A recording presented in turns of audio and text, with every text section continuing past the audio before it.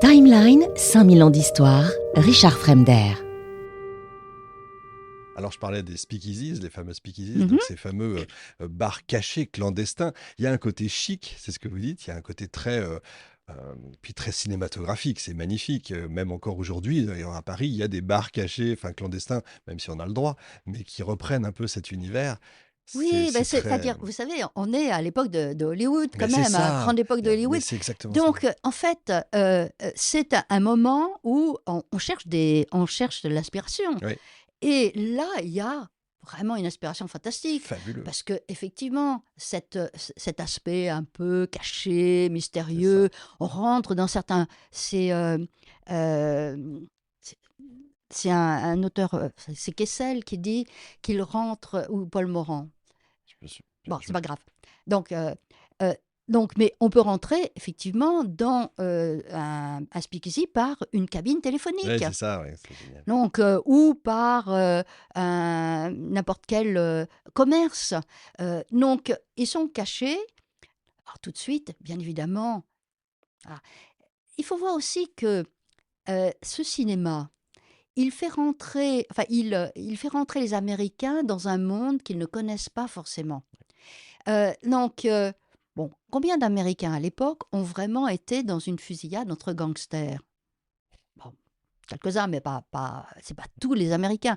Par contre, ceux qui ont vu sur l'écran une fusillade entre gangsters, Bien sûr, là, sont beaucoup plus ça nombreux. marque.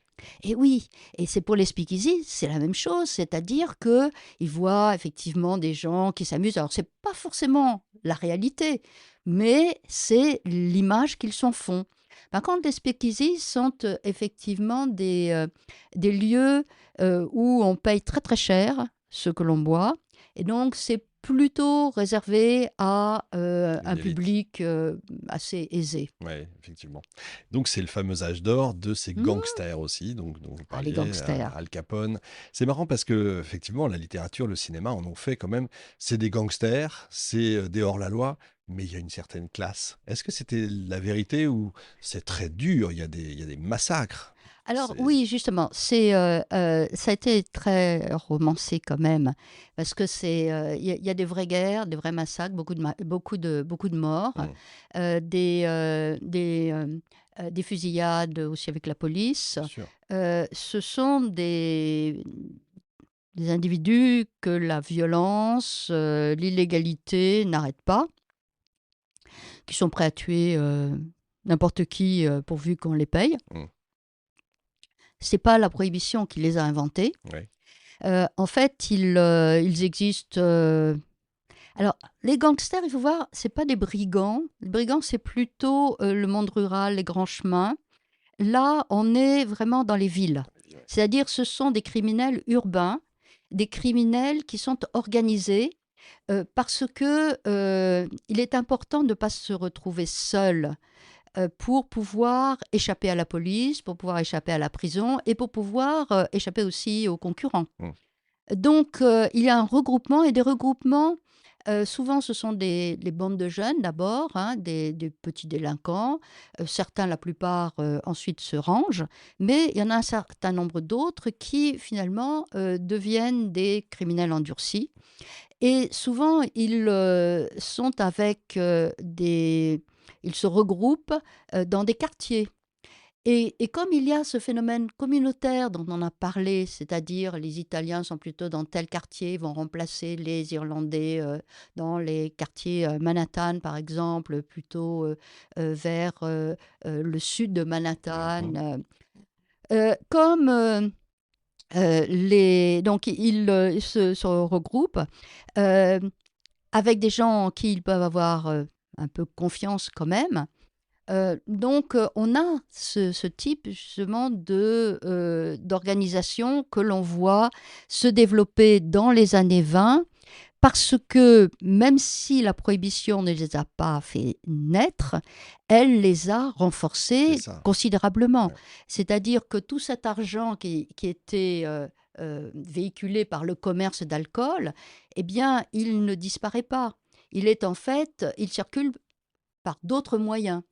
D'ailleurs, tous les brasseurs ou tous les producteurs d'alcool ne disparaissent pas forcément, ou les distilleurs. Certains continuent avec des prête-noms ou justement sous des motifs plus légaux, c'est-à-dire pour fabriquer pour l'industrie, Oui, parce qu'il y a pour ça la aussi. pharmacie, Mmh. etc. Donc vous avez tout ce monde-là et puis, même, à côté des gangsters, vous avez toute une criminalité d'opportunité, une délinquance d'opportunité. C'est, ceux qui connaissent un peu, bon, qui ont un petit peu de sens de l'entreprise à Mmh. l'époque, qui savent comment s'approvisionner, qui n'ont pas peur éventuellement Ouais, de risquer gros, mmh. peuvent justement, eux aussi. Alors moi je parle pas mal de différentes... j'essaye de voir un peu donc, d'une part, les gangsters, mais aussi tous ceux qui sont autour. Ouais, c'est ça. C'est-à-dire, par exemple, ceux qui font de la contrebande, hein.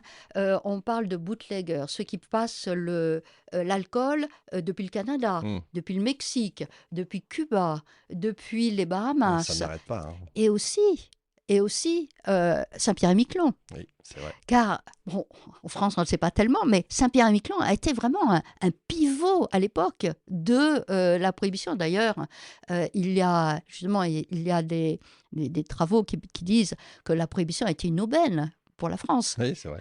Effectivement. Donc aussi, donc alors il y a ceux justement qui franchissent les contrebandiers, hein, alors on parle de bootleggers souvent, et puis, il y a ceux qui euh, fabriquent à l'intérieur des États-Unis, sur le territoire américain.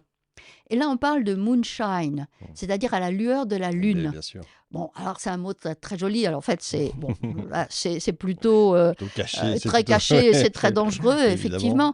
Euh, euh, mais euh, partout, il peut y avoir comme ça des possibilités. Alors, il y a aussi ce dont je parle, le cas de femmes italiennes, par exemple, des immigrantes italiennes, qui, sur leur cuisinière, font justement un peu, fabriquent Les alambics et cetera. voilà, Ouais, c'est ça, de c'est génial. Mmh. l'alcool, etc., dans leur cuisine. Est-ce que ça a changé un peu la société américaine? Moi, j'ai une question toute bête.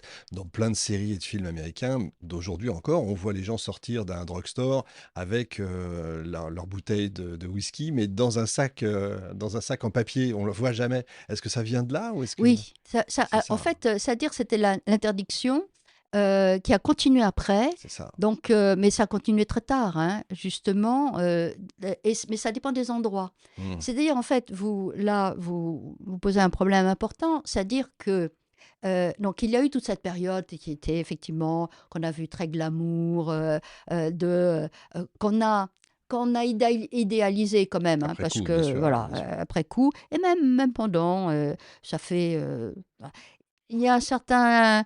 Les journaux étaient pleins de ces histoires parce Mmh. que Ça ça fait fait vendre, ouais, vendre, bien sûr, ouais, bien exactement. sûr. Mais